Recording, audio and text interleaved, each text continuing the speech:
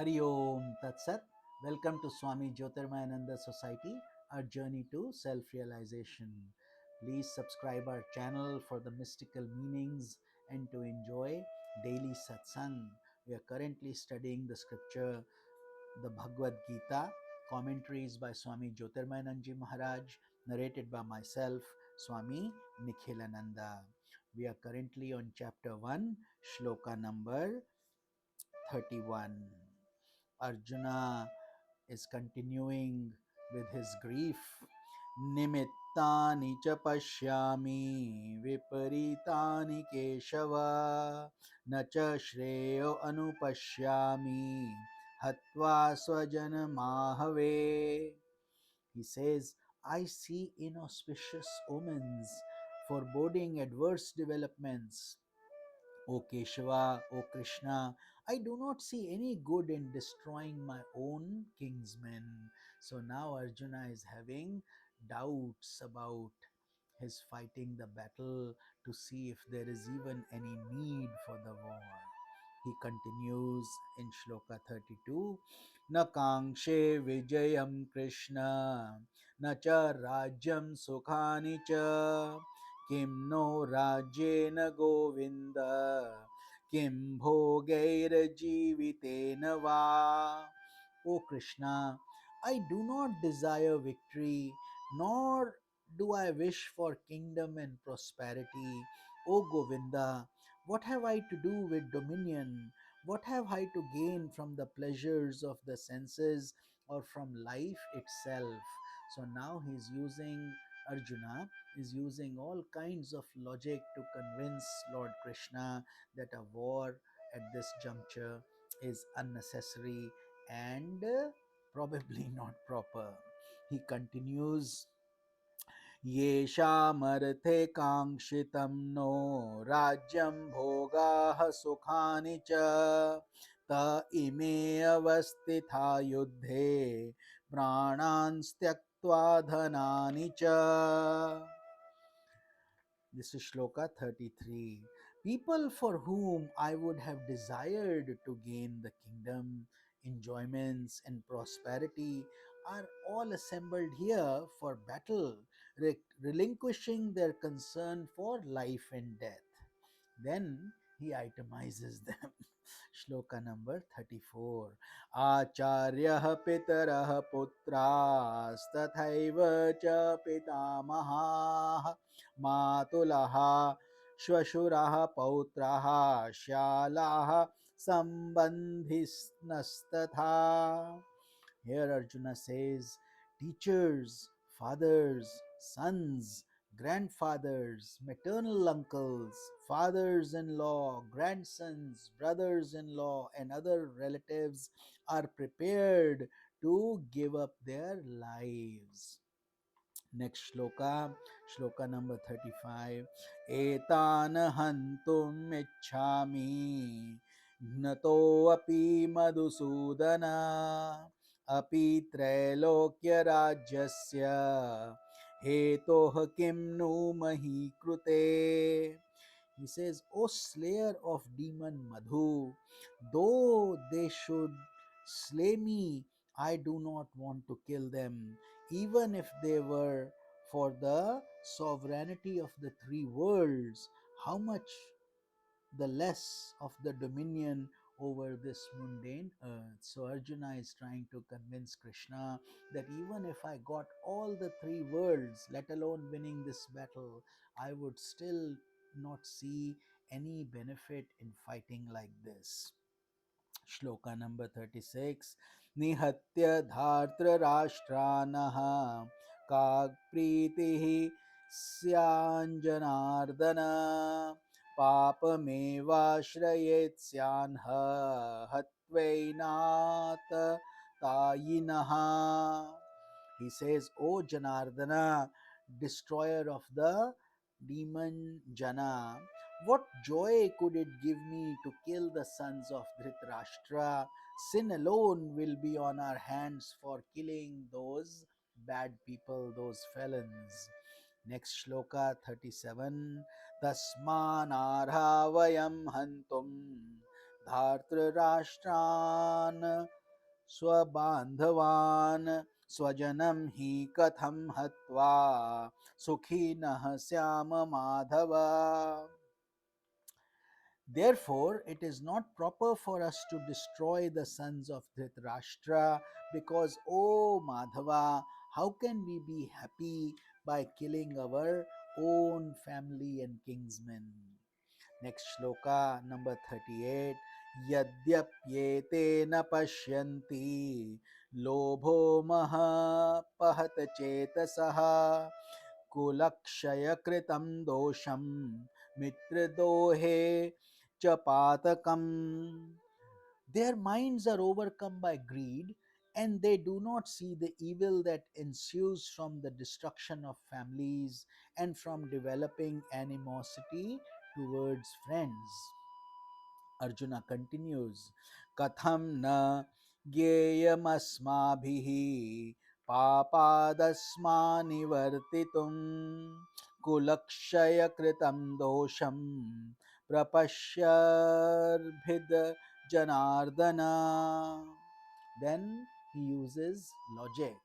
He says to Krishna, why should not we who know about the evils that arise out of the destruction of families refrain from the sin of fighting and killing our kinsmen, O Janardana?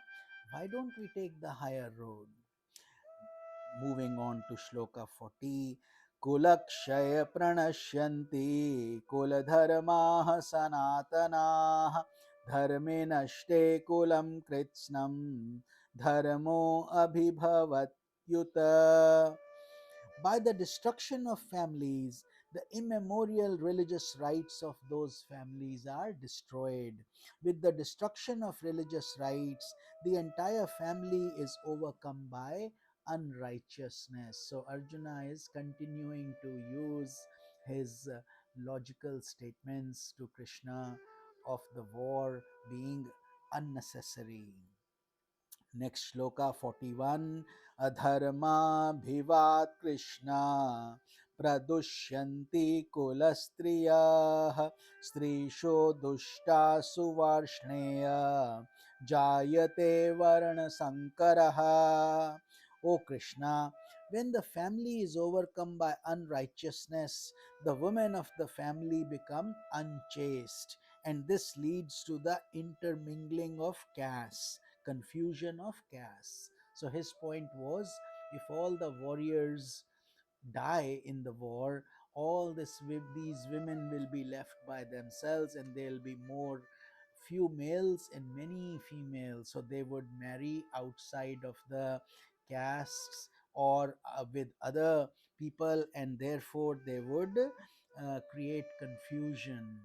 This caste thing we can take another time because this creates a lot of confusion in masses, but in reality, or we can address it now, because a lot of times people think that having caste system is discrimination and it's wrong, but it takes more prudent thinking to see the wisdom of the Sanatana Dharma at the time how these castes were created, but over time they were misunderstood and in certain instances abused, which created this caste system and gave it a bad name. But here what Arjuna is saying, at the time Brahmins were the highest class, and then they were the thinkers, they were the gurus, the teachers who would guide the Vedas and the Upanishads and give wisdom to everybody.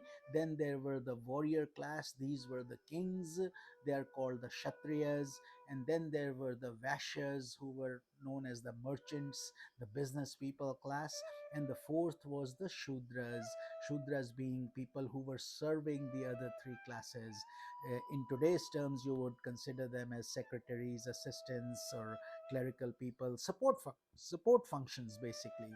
So just like you need strong people in the army, you don't need weaklings, and you need wisdom for the Brahmins. So in other words, your body also has these forecasts. If you go deeper and think about it, your head is the Brahman, your hands are the Kshatriya, your belly is the Vaishya, and your legs are the Shudra. So in other words, everything is needed, everything is a required portion here. But if you mix and match the castes, you will create confusion. Just like when you look at a dog's breed, even you want to know what breed is it a pure breed and whatnot. So same thing was being considered at the time, and Arjuna is saying, suppose somebody of the lower caste is married to a higher class, they cannot bring that same logic and culture and knowledge, and therefore there would be confusion among the castes. So that is the import of this statement, which I wanted to explain because it does create a lot of confusion, with many people explaining it who don't understand the depth. So I hope I have been able to clarify this. But here, nevertheless, Arjuna is finding all kinds of reasons to not fight. Then he goes, Sankaro Narakayeva Kulgnanam Kulasya Cha Patanti Pitaro Yesham Lupta Pindodakakriyaha. The destroyers of family who cause the adulteration of classes and the families themselves go to hell, and because oblations of pinda or rice balls and water are not offered to the departed souls of their ancestors, they too fall from heavenly realms. And you know, we had discussed this in the Sanatan Dharma. There is this great tradition called Pitra Paksh. Pitra means the departed souls, three generations of the departed souls. While you have the body, we offer adorations and prayers and rice balls, etc., to the departed souls, so they can continue to be evolving, and we chant and pray for those souls. So he's saying, if all these warriors will die, then they may also fall, because who will be doing the prayers for them, for the departed souls? So this is Arjuna's logic. You also have to understand this was 5,000 years ago. So those were the traditions at the time. And of course, over time, a lot has changed. So what should we do? Keep the good traditions, but ignore the ones that were being abused, or the wrong ones, basically. So here Arjuna continues with his journey. He uses his logic. He says, doshere teha kul gnanam varna sankar karake utsadhyante jati dharma kul dharmancha shashvata. He says, by the sinful deeds of these destroyers of family who cause the intermingling of castes, the eternal religious rights of the family as well as the castes themselves are destroyed. So, this is an extension of what we have just discussed. So, with this, we conclude our satsang for today, and we have only a few more shlokas left. This was 43. We have shloka number 47, that is the concluding shloka of chapter number 1, and then we will move on to chapter 2, which is known as Sankhya Yoga. So, we will be covering that in tomorrow's satsang. So, we will complete chapter 1 and move on to chapter 2. This is Swami Nikhilananda. I hope you're enjoying these short, succinct explanations. Some are more complex because of the misinterpretation and mass confusion, and I will try to clear those as I see fit. So I hope, because the idea is for us to evolve, and if you have questions, please continue to ask as you generally do. This is Swami Nikhilananda. Hari Om Tat Sat.